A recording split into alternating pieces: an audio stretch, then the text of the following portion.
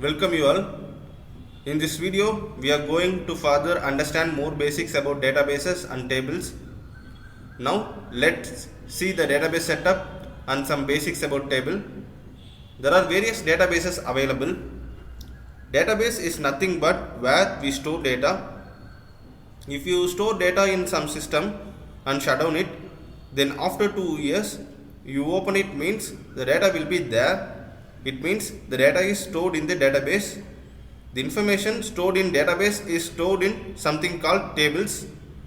This is what we learned from the last video. Inside database management system, we have databases. Databases are managed by database management system. Inside databases, we have tables where the exact data is present. This is a database. Inside database, we can have any number of tables. It can be 1000 or million or any number of tables. That tables have communication with each other.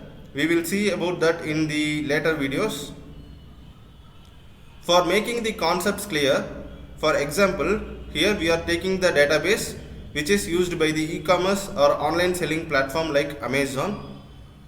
Here we have 8 tables. They are supplier table, products table, customer table. There are various tables. They have communication with each other table. Customer table communicates with order table. In customer table, only customer details are present, and in the order table, the order details of that customer is present. Thus, these two tables as the communication. Let's see the structure of the table. It is a students table. In this table, we have 3 attributes or columns. That is, participant is the first column, affiliation is the second column, email is the third column. And here we see there is 14 records or rows. Important thing to keep in mind is each of these column or attributes contains only particular kind of the data. Name column should only contains name. It should not contains any other information like date of birth, email, mobile number or any other type. And the affiliation column should only contains the university name for that particular person. Like this, the email column purpose is to store the email of that particular person. If a person didn't have the email means that field will be keep as empty and no other data will be added there. Sometimes we may have the null value in the table. The null value in the table is a value that appears to be blank, which means a field with a null value is a field with no value. There we can also set some constraints to the table. Constraints are the rules enforced on the data column on a table. These are used to limit the type of data that can go into the table. Here we are going to see 4 constraints and later we can see the remaining. The 4 are not null, default, unique and check. First we will see what is not null. See this table.